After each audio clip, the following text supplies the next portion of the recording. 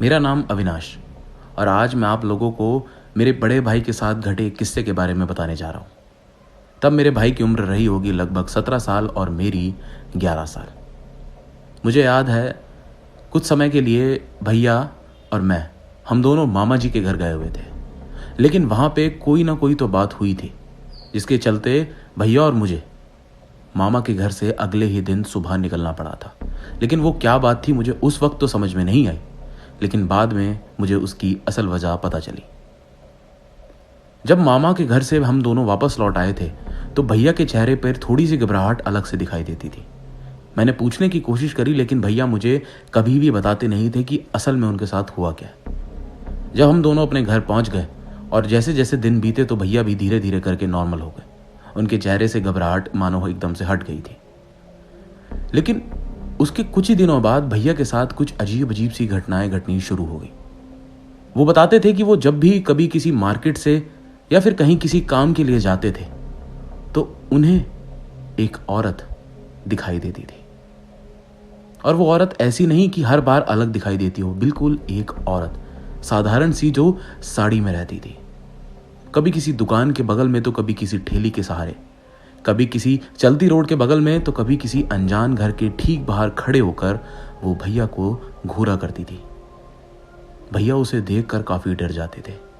कई बार जब मैं उनके साथ जाया करता था तो मेरे को तो कभी ध्यान नहीं जाता था कि वो किस औरत के बारे में बात कर रहे हैं, लेकिन उन्हें वो औरत जरूर दिखाई देती थी और वो वहां से घर की तरफ एकदम तेज रफ्तार से भागना शुरू कर देते थे। लेकिन उन्होंने ये बात शुरुआत में तो मम्मी और पापा को नहीं बताई, लेकिन एक दिन उनके साथ ऐसा घटा कि उन्हें ये बात मम्मी पापा को कुछ हद तक बतानी पड़ गई। दरअसल उस दिन रात में लाइट नहीं आ रही थी और पूरी गली में अंधेरा था। वो बाजार से कुछ सामान लेके घर लौट रहे थे। जब वो घर की तरफ लौट रहे थे तो उन्होंने देखा कि छत पर कोई औरत खड़ी है साड़ी पहने। तो उन्हें लगा कि शायद वो मम्मी है तो छत पर चली गई है। वो सामान लाए, उन्होंने घर के अंदर रख दिया और कमरे में बैठ पानी पीने लगे। तभी उन्हें याद आया कि उन्हें कुछ बात मम्मी को बतानी है। तो वो बात बताने के लिए वो सीढ़ी चढ़ ऊपर छत पे पहुंच गए। अंधेरा इतना था कि उन्हें उस औरत का चेहरा नहीं दिखाई दे रहा था, बस उन्हें ये लग रहा था कि ये माँ है, क्योंकि वो साड़ी भी बिल्कुल माँ की तरह ही पहनी हुई थी। वो ऊपर पहुंचे और उन्होंने अपनी बात कहनी शुरू कर दी। वो बोलते चले गए, लेकिन दोस्तों उसी बीच अचानक से लाइट आ गई। और जब लाइट आई तो गलियों में लगी हुई स्ट्रीट लाइट जल उठी। उनकी रोशनी हुई तो वो रोशनी उस औरत के चेहरे पर भी पड़ी।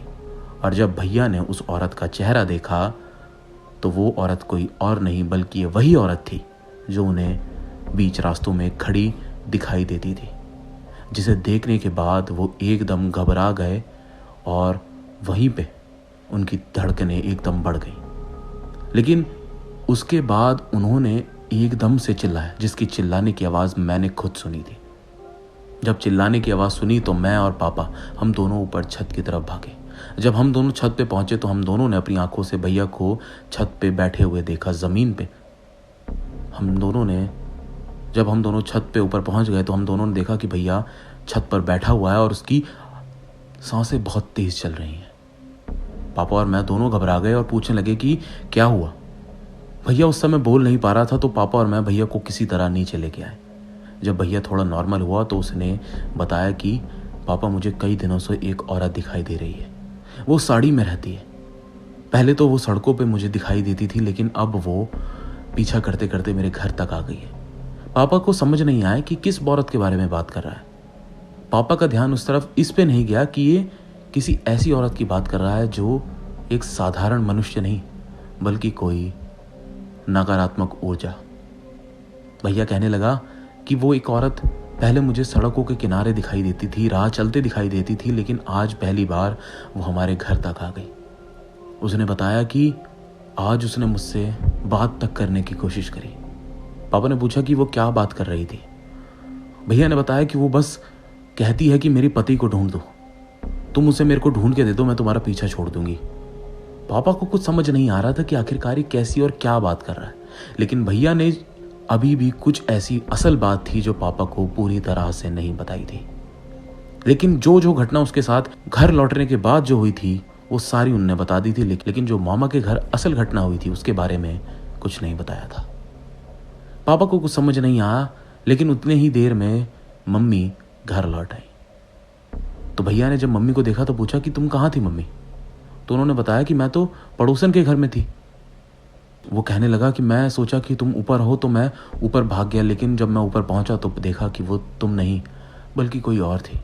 पापा ने भी वो सारी बातें जो अभी भैया ने बताई थी वो मम्मी को बताई। मम्मी को लगा कि शायद ये डर गया है, इसके मन में कोई डर बैठ गया है जिसके चक्कर में ऐसा हो रहा है। मम्मी ने भैया की नज़र उतार दी और बोली, तू टेंशन मत ले, तू घबरा मत, कुछ नहीं होगा। लेकिन भैया सच में बहुत घबरा रहा था। लेकिन दोस्तों, ये तो सिर्फ शुरुआत थी। इसके आने वाले दिनों में जो भैया की हालत थी वो तो ऐसे मानो कि दिन पर दिन बिगड़ती जा रही थी। जहाँ पहले भैया और मैं साथ सोते थे, अब भैया अपने कमरे में अलग सोने लगा था। वो ज़्यादातर अब किसी से बात नहीं करता था, बस अपने कमरे में ही रहता था। हाँ, कोई अगर उससे बुला ले, उससे बात कर ले तो ठीक है, वरना अपनी मर्जी से कभी नहीं। लेकिन दोस्तों, एक रात जब हम सारे लोग सो रहे थे, भैया भी अपने अलग कमरे में सो रहा था, तो अचानक से हमें धम धम की ज़ोर ज़ोर से आवाज़ आने लगी। और वो आवाज़ सच में काफ़ी तेज़ थी, मानो जैसे कोई दीवार पे कोई चीज़ पटक रहा हो। पापा, मेरी और मम्मी तीनों की आँख खुल गई। हम ये सोचने लगे कि आवाज़ कैसी है। तो पापा उठ के गए देखने के लिए कि आखिरकार ये आवाज़ आ कहाँ से रही है। जब वो आवाज़ का पीछा करते करते आगे बढ़े तो उन्होंने देखा कि भैया अपने कमरे में अपने पलंग के ऊपर बैठा हुआ था और वो अपना सर दीवार में ज़ोर से दे दे के मार रहा था। वो इतनी ज़ोर से मार रहा था कि उसके सर से खून आने लगा था और वो खून दीवार तक में लग गया था। पापा चिल्लाया और उसकी तरफ एकदम से भागे। मम्मी और मैं भी एकदम से उसकी तरफ आए तो देखा उसने अपने बाल ज़ोर से पकड़े हुए थे, मानो जैसे नोच रहा हो, और अपने सर दीवार में ज़ोर ज़ोर से मार रहा था। पापा ने पहले तो भैया को पकड़ा और उसके सर का खून रोका। बड़ी मुश्किल से वो रुका, लेकिन वो पता नहीं क्या अपने मुंह से अजीब चीज़ें बोले जा रहा था जो मुझे ना ही मेरे घर वालों को समझ में आ रही थी। उसके आंख से आंसू भी निकल रहे थे, उसका शरीर एकदम ठंडा पड़ रहा था। हम समझ नहीं पा रहे थे कि आखिरकार इसके साथ ये क्या हो गया, एकदम से ऐसी हालत। मम्मी पापा तो बहुत ज़्यादा घबरा गए थे कि ये क्या होता जा रहा है। किसी तरह तो वो उस रात काबू में आया। उसके बाद पापा तो पूरी रात भैया के साथ ही रहे। मम्मी तो मेरे साथ वापस से कमरे में आ गई थी, लेकिन भैया के साथ पूरी रात पापा उसके साथ बैठे रहे। पापा ने भैया से बहुत पूछने की कोशिश करी, लेकिन इस बार भैया कोई जवाब नहीं दे रहा था। वो बस आंखों से आंसू निकालता जा रहा था और पापा को बड़ी उम्मीद भरी नज़रों से देख रहा था। पापा ने बाद में आकर सुबह मम्मी से बात करी और कहने लगे कि मुझे कुछ समझ नहीं आ रहा है, उसके साथ क्या हो गया, हम क्या करें। कि तभी मम्मी ने बोला कि ये कोई आम बात नहीं है, मुझे ये कोई बीमारी नहीं लग रही, मुझे कुछ और ही मैटर लग रहा है। तो मम्मी ने पापा से बोला कि आप मम्मी जी से बात करो और उन्हें यहाँ पे घर बुला लो। दरअसल यहाँ पे मम्मी दादी जी की बात कर रही थी। मैं आपको बता दूं दोस्तों कि दादी जी मेरी गांव में रहती हैं और वो काली माँ की बहुत बड़ी पुजारन है। वो बचपन से लेके अभी तक काली माँ की बहुत पूजा अर्चना करती आई हैं और हमें लग रहा था कि दादी माँ ही शायद भैया को अब ठीक कर सकती हैं। तो पापा ने उसी वक्त दादी माँ को फ़ोन किया और उन्हें भैया की हालत के बारे में बताया। दादी माँ ने बिल्कुल देरी नहीं की और उसी वक्त घर आने के लिए वहाँ से निकल पड़े। दोस्तों, घर आने में उन्हें थोड़ा समय लगा, शाम तक वो घर आ गई थी। जब वो शाम घर आई तो सबसे पहले वो भैया से मिलने गई। भैया एकदम कांप रहा था और सिकुड़ा हुआ अपने बिस्तर में लेटा हुआ था। यकीन करो दोस्तों, उसकी हालत ऐसी थी, अगर आपके हाथ से एक स्टील का बर्तन भी छूट के ज़मीन पे गिर जाए ना तो उसकी आवाज़ से वो कांप उठता था, डर उठता था। वो इतना ज़्यादा खौफ में जी रहा था, अगर आप उसे छुएं भी ना तो वो छूते ही एकदम कांप उठे। इतनी बुरी हालत हो चुकी थी भैया की। दादी ने बहुत पूछने की कोशिश करी, लेकिन भैया कुछ नहीं बोल रहा था। वो बस बिस्तर पे लेटे कांपे जा रहा था, दीवार को नोच रहा था, कभी अपने शरीर को ज़ोर ज़ोर से मसलने लगता था। किसी को कुछ समझ नहीं आ रहा था और सब लोगों की घबराहट बढ़ती जा रही थी। तभी दादी ने बोला कि तुम लोग घबराओ मत, इसे कुछ नहीं होगा। दादी ने उस समय तो कुछ नहीं किया, लेकिन रात के करीब 10:30-11 बजे करीब वो भैया के पास गई। उन्होंने भैया के हाथ में ज़बरदस्ती एक पीले रंग का कपड़ा बांध दिया और यकीनन दोस्तों, उस कपड़े के बांधने के मुश्किल से मुश्किल 15 से 20 मिनट के अंदर अंदर भैया का पूरा शरीर नॉर्मल हो गया, एकदम ढीला सा हो गया। वो जहाँ पहले पूरे टाइम कांपता रहता था, ठिठुरता रहता था, वो ठीक सा होने लगा था। और जब वो नॉर्मल हुआ तो वो खुद उठा और दादी को देख रोकर बोला कि दादी मेरी जान बचा लो। दादी ने बोला कि बेटा तू घबरा मत, मैं आ गई हूँ, मैं तुझे बचा लूंगी, लेकिन मुझे बता तो सही कि तेरे साथ हुआ क्या। लेकिन भैया ने अब भी दादी को पूरी बात नहीं बताई। उसने सिर्फ यही बताया जब से वो यहाँ पे आया तब से उसके साथ क्या हुआ। लेकिन दादी ने बोला कि बेटा कुछ ना कुछ और बात है जो तू मुझसे छुपा रहा है, तुझे बतानी होगी। अगर तू ऐसे नहीं बताएगा तो मैं तेरी क्या मदद करूंगी। फिर भैया ने असल बात बताई। दरअसल दोस्तों, जब भैया और मैं मामा जी के घर गए हुए थे तो एक रात भैया बीच रात में उठ गया। उसकी अचानक से आंख खुल गई और उस समय हम लोग मामा जी के घर का एक खुला सा आंगन था, वहां पे सोया करते थे। वहां पे जब भैया की आंख खुली तो उसने देखा कि मामा जी के घर के सामने एक 3 मंजिल का घर है। उस 3 मंजिल के घर पे पहली मंजिल वहां से मामा के घर के आंगन से दिखाई देती थी और वहां पे एक औरत खड़ी है जो भैया से वहां से मदद मांग रही है। वहां से हाथ हिला के भैया को अपनी तरफ बुला रही है और कह रही है कि मेरी मदद कर दो। भैया ने जब ये देखा तो वो मामा जी के घर से बाहर निकला और सामने वाले घर के गेट पर पहुंच गया। जब वहां पहुंचा तो वो औरत पहली मंजिल से खड़ी होकर भैया से कह रही है कि मेरी मदद कर दो, मैं बड़ी परेशानी में हूं, कोई मेरी मदद नहीं कर रहा है, कम से कम तुम तो मेरी मदद कर दो। भैया ने बोला कि क्या है, बताओ मुझे, क्या मदद करूं मैं। तो वो औरत उतर के नीचे आई। उसने बोला कि क्या तुम ये ताला खोल सकते हो। भैया ने बोला कि मैं ताला नहीं खोल सकता, ये तो तोड़ना ही पड़ेगा, मेरे पास इसकी कोई चाबी नहीं है। तो उस औरत ने कहा कि अच्छा मेरी बात सुनो, दरअसल मेरा पति कहीं चला गया है, मैं उसको काफ़ी समय से ढूंढ रही हूँ लेकिन वो मुझे मिल नहीं रहा। क्या तुम मेरे पति को ढूंढ के ला सकते हो? वो मुझे यहाँ पे बंद करके चला गया है, ना जाने वो कब लौटेगा। मैंने उससे पूछा कि तुम्हारा पति कब से गया हुआ है। उसने मुझे जवाब दिया वो करीब साल भर से गायब है। तो भैया ने पूछा कि क्या तुम साल भर से यहीं पे बंद हो? तो उसने बताया कि हाँ मैं यहीं पे बंद हूँ। लेकिन भैया उससे कहने लगा तो फिर तुम खाती पीती कैसे हो, तुम यहाँ रहती कैसे हो? उसने बोला कि मैं सब कर लेती हूँ, बस तुम मेरे पति को ढूंढ के ले आओ, मैं बहुत परेशान हूँ, एक बार तुम मेरे पति को ले आओगे तो मेरी सारी परेशानियां दूर हो जाएगी। दोस्तों, भैया उस औरत से ये बात कर ही रहा था कि तभी पीछे से मामा जी उठकर आया और उन्होंने देखा कि भैया उस सामने घर में खड़े होकर किसी से बात कर रहा है। वो किसी से बात कर रहा है क्योंकि वहां पे मामा को भैया के अलावा कोई नहीं दिख रहा था, लेकिन भैया किसी से बात करता हुआ जरूर दिख रहा था।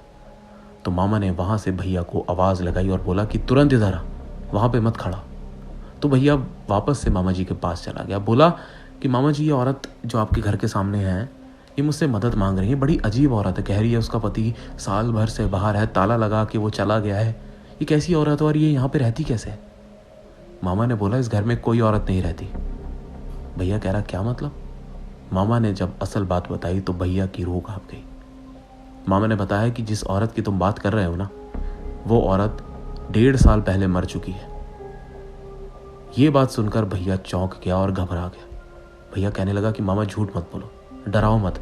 लेकिन मामा ने बोला कि मैं सच कह रहा हूं। दरअसल उस औरत का मर्डर कर दिया गया था, उसके घर वाले ने ही उसका मर्डर किया था और तब से ही वो आदमी भी फरार है और तब से ही इस घर में ताला लगा हुआ है। इस बात को 1.5 साल हो चुका है और पता नहीं तुम किस औरत से बात कर रहे हो। अगर ये वही औरत है तो ये तो नामुमकिन है क्योंकि इस घर में 1.5 साल से कोई नहीं रहता। भैया की बोलती बंद हो गई थी क्योंकि उसने एक औरत को वहां पे देखा था। मामा जी उसे घर में लेकर आए, उसके हाथ पैर धुलवाए और बोला कि आज के बाद कभी भी ऐसा काम मत करना। लेकिन भैया ने वहां पर और एक भी दिन रुकने का फैसला नहीं किया क्योंकि जो उसके साथ उस रात हुआ था ना, वो उस रात के बाद बहुत डर गया था और उसके बाद ही वो अगले दिन घर लौट आया था। ये थी असली वजह जहां से वो औरत भैया के पीछे पड़ी। उसके बाद जब ये सारी बातें दादी जी को भैया ने बता दी तो दादी जी ने हम सबको बताया कि वो उस औरत की आत्मा है जो उसके पीछे पड़ी है। इसने उसकी बात सुनी, उसकी मदद के लिए आगे गया, इसीलिए वो औरत इसी के पीछे लग गई है क्योंकि उसको लगता है कि ये कहीं ना कहीं उसकी मदद करेगा। उस औरत के घर वाले ने उसका मर्डर किया, उसको जान से मारा, इसीलिए वो औरत अपने घर वाले से बदला लेने के लिए उसे ढूंढ रही है और वो इसका साथ लेना चाहती है, इसीलिए वो इसके पीछे पड़ी है। तो हम घबरा गए और कहने लगे कि अब हम क्या कर सकते हैं। दादी ने बोला कि इसको एक बार मंदिर ले जाना पड़ेगा, इसको काली के मंदिर ले जाना पड़ेगा, मैं वहीं पे जाकर कुछ ना कुछ कर सकती।